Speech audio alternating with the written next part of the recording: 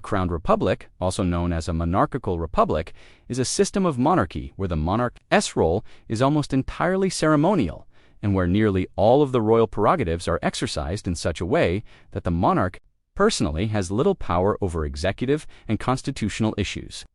The term crowned republic has been used by a small number of authors below to informally describe governments such as Australia and the United Kingdom. Although these countries are usually classed as constitutional monarchies, the term may also refer to historical republics that had a doge as their head of state, most particularly Venice and Genoa, and is sometimes used to describe the current Republic of San Marino. The terms monarchical republic and presidential monarchism have also been used to refer to some contemporary presidential republics that have undergone a partial remonarchization, or to presidents who act as disguised monarchs, especially in Africa. There have been a number of autocratic presidents in Africa who have been characterized as disguised monarchs due to the absence of term limits, as well as those who have invoked hereditary succession in order to preserve their regimes, such as the Bongos of Gabon, of Togo, or Apta Dongjele of Djibouti, attracting the terms monarchical republic and presidential monarchism. These haven't been included. Only polities that were once independent and described as kingdoms or empires by reliable sources are included. The intercontinental Islamic empires that covered parts of North and Northeast Africa are not included and should be discussed as part of the Muslim world. However, the residual fragments that had their capital on the continent of Africa are. A polity is a group of people with a collective identity, who are organized by some form of political institutionalized social relations, and have a capacity to mobilize resources. A polity can be any group of people organized for governance, such as the board of a corporation, the government of a country, or the government of a country's subdivision. A polity may have various forms, such as a republic administered by an elected representative, the realm of a hereditary monarch, and others.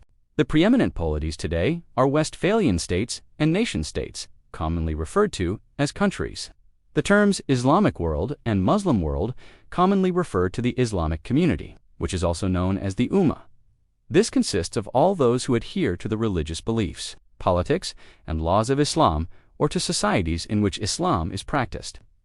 In a modern geopolitical sense, these terms refer to countries in which Islam is widespread, although there are no agreed criteria for inclusion. The term Muslim-majority countries is an alternative often used for the latter sense. The history of the Muslim world spans about 1,400 years and includes a variety of socio-political developments, as well as advances in the arts, science, medicine, philosophy, law, economics, and technology during the Islamic Golden Age.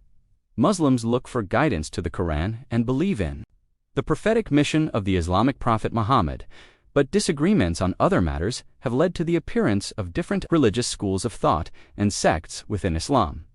The Islamic conquests, which culminated in the caliphate being established across 3 continents, Asia, Africa, and Europe, enriched the Muslim world, achieving the economic preconditions for the emergence of this institution owing to the emphasis attached to Islamic teachings. In the modern era, most of the Muslim world came under European colonial domination. The nation-states that emerged in the post-colonial era have adopted a variety of political and economic models, and they have been affected by secular as well as religious trends. Oral traditions rarely incorporate chronological devices, and dates in this list are often estimates based off of lists of rulers. Dates have one date for loss of independence, one date for loss of nominal rule. Additional information, such as notable articles, may accompany entries. Comparison between kingdoms. Historian Jan van Sina, 1962, discusses the classification of sub-Saharan African kingdoms, mostly of Central, South, and East Africa. With some additional data on West African Sahelian kingdoms distinguishing 5 types by decreasing centralization of power.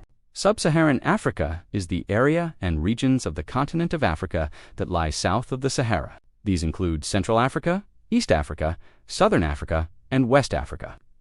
Geopolitically, in addition to the African countries and territories that are situated fully in that specified region, the term may also include polities that only have part of their territory located in that region. Per the definition of the United Nations UN, this is considered a non-standardized geographical region with a number of countries included, varying from 46 to 48, depending on the organization describing the region. For example, UN, WHO, World Bank, etc. The African Union uses a different regional breakdown, recognizing all 55 member states on the continent, grouping them into 5 distinct and standard regions. The term serves as a grouping counterpart to North Africa, which is instead grouped with the definition of MENA, i.e. Middle East, and North Africa, as it is part of the Arab world. And most North African states are likewise members of the Arab League. However, while they are also member states of the Arab League, the Comoros, Djibouti, Mauritania, and Somalia, and sometimes Sudan, are all geographically considered to be part of sub-Saharan Africa. Overall, the UN Development Programme applies the sub-Saharan classification to 46 of Africa's 55 countries, excluding Djibouti, Sudan, Somalia, and Sudan. The concept has been criticized by scholars on both sides of the Sahara as a racialist construction. Since around 3900 BCE, the Saharan and sub-Saharan regions of Africa have been separated by the extremely harsh climate of the sparsely populated Sahara, forming an effective barrier that is interrupted only by the Nile in Sudan, though navigation on the Nile was blocked by the Sud and the river's cataracts. The Sahara pump theory explains how flora and fauna, including Homo sapiens, left Africa to penetrate Eurasia and beyond. African pluvial periods are associated with a wet Sahara phase, during which larger lakes and more rivers existed. Despotic kingdoms, kingdoms where the king controlled the internal and external affairs directly and personally appointed overseers. The king kept a monopoly on the use of force. Examples include Rwanda, Angkor, Ankle, and Congo of the 16th century. Regal kingdoms, kingdoms where the king controlled the external affairs directly, and the internal affairs via a system of overseers where most local chiefs kept their positions but not their autonomy after conquest. The king and most of his administration belonged to the same religion, group, and/or family.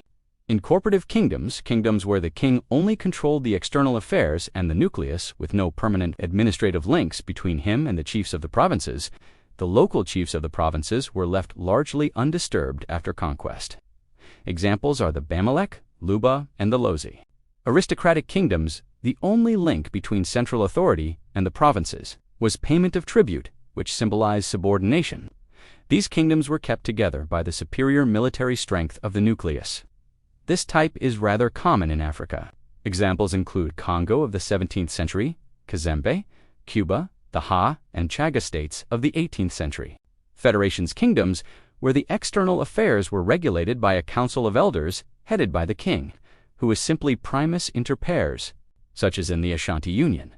Confederations are not included. Classifications not given as examples by Vancina are open to scrutiny.